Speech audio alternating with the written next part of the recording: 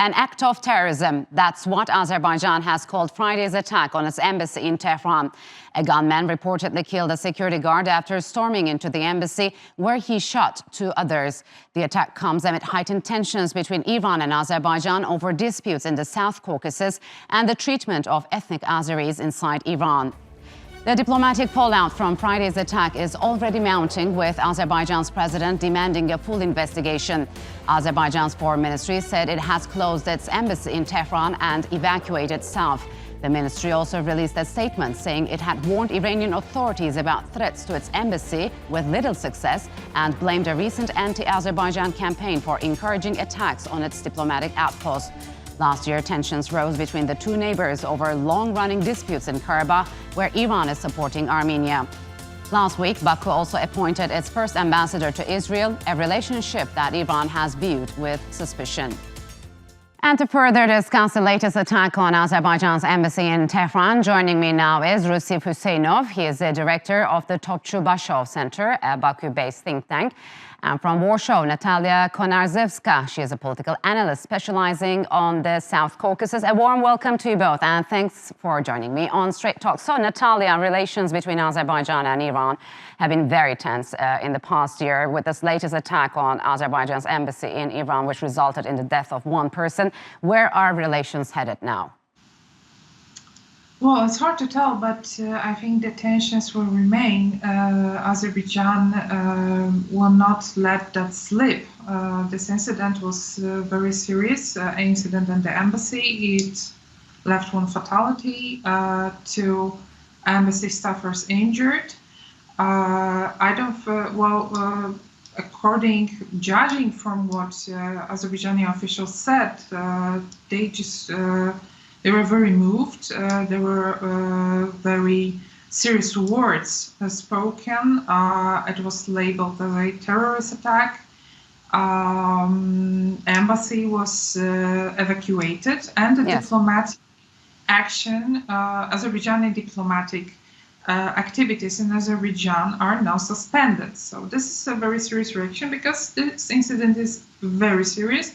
According to the Vienna Convention of International Relations, Iran is obligated to ensure the security of the embassy and safety of its employees. So, Rusif, as Natalia mentioned, some of the diplomatic fallout is already happening. Azerbaijan has closed its embassy, evacuated its staff, and recently just placed a travel warning for Iran. What other political consequences are we likely to see? The latest embassy attack worsened the already strained relations between the two countries. But even without the latest attack, my colleagues and I, we predicted that the next few years, if not the whole decade, would be marked by Azerbaijani-Iranian tensions, which will definitely shape the regional geopolitical picture. There are sufficient reasons for this: the mutual distrust, that Azerbaijan emerged triumphant out of the 2020 Karabakh war and changed the regional geopolitical landscape, the growing Azerbaijani-Turkish alliance, and the Azerbaijani-Israeli strategic partnership, which are the source of concern for the regime in Tehran. Another reason could be the existence of the millions of ethnic Azerbaijanis inside of Tehran, which also boost the paranoia of the Iranian state against Azerbaijan. So, Natalia, what do you make of the latest drone attacks on Iran's military facility in Isfahan, which came just a few days after the embassy attack on Azerbaijan's embassy in Iran? So, do you see any connections there? Well, some analysts actually do see, but according to the American media, which are citing U.S. officials, that was actually Iran. It was actually Israel responsible for these attacks. Some analysts even say that it could be even Iranian opposition, because this attack was not,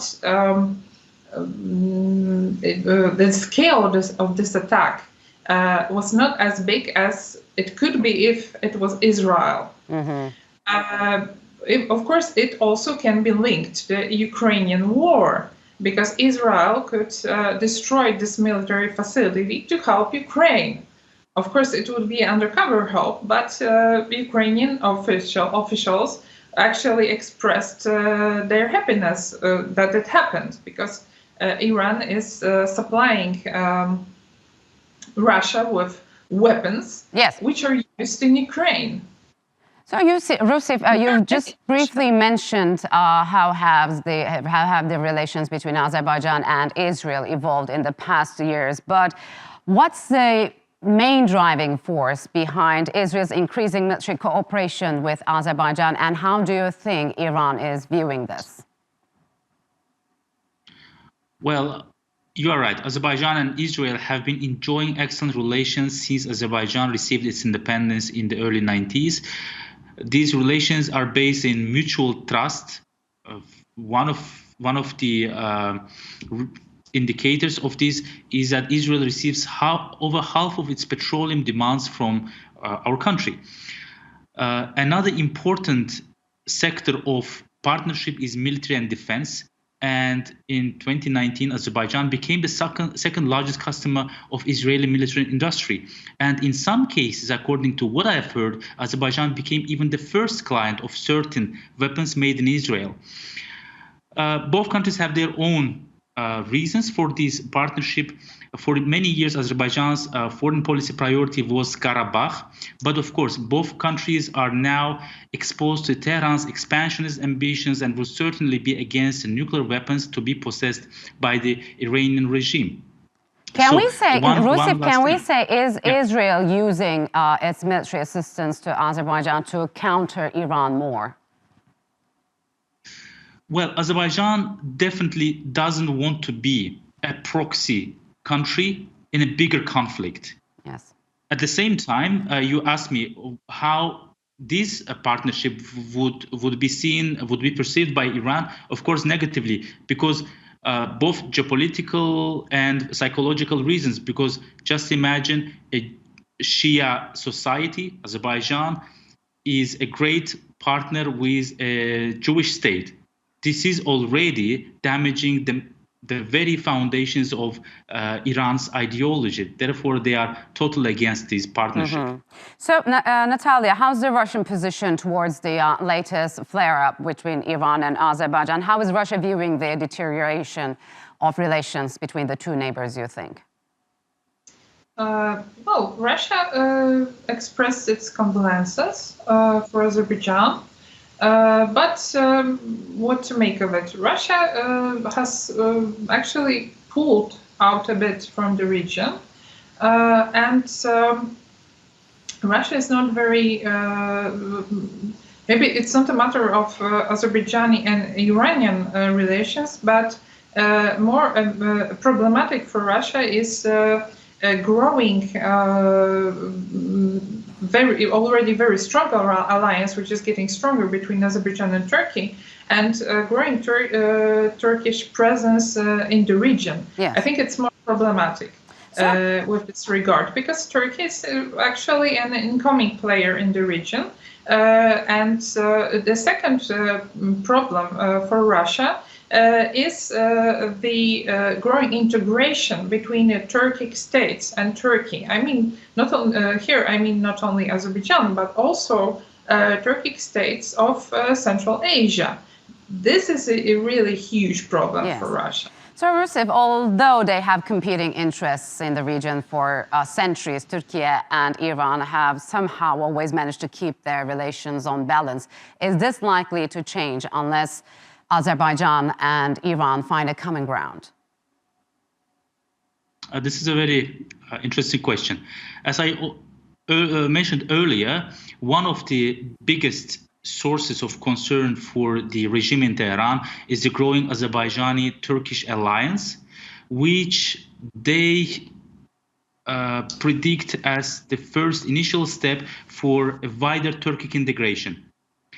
This is perceived by Iran as one of the worst nightmares. Mm-hmm. Therefore, despite the policy of balancing by Baku and Ankara, Tehran would keep its suspicions toward both countries. So, Natalia, amid these tensions, where does you think Armenia stand? Is it fully on board with the Iranian-Russian cooperation, or does it have other options? For example, could this latest tensions push the normalization efforts between Turkey, Armenia, and Azerbaijan, Armenia? Well, first of all, Armenia has a very few regional options. Hence, the attempts to normalize relations with Turkey. But this is a fact that cooperation between Armenia and Iran is strong, and somehow Iran is also annoyed by the cooperation between Azerbaijan and Turkey, because it could disrupt the trade route between Iran and Armenia. All right, Natalia and Rusif, unfortunately, we'll have to leave it here. Thank you very much for joining me on Straight Talk.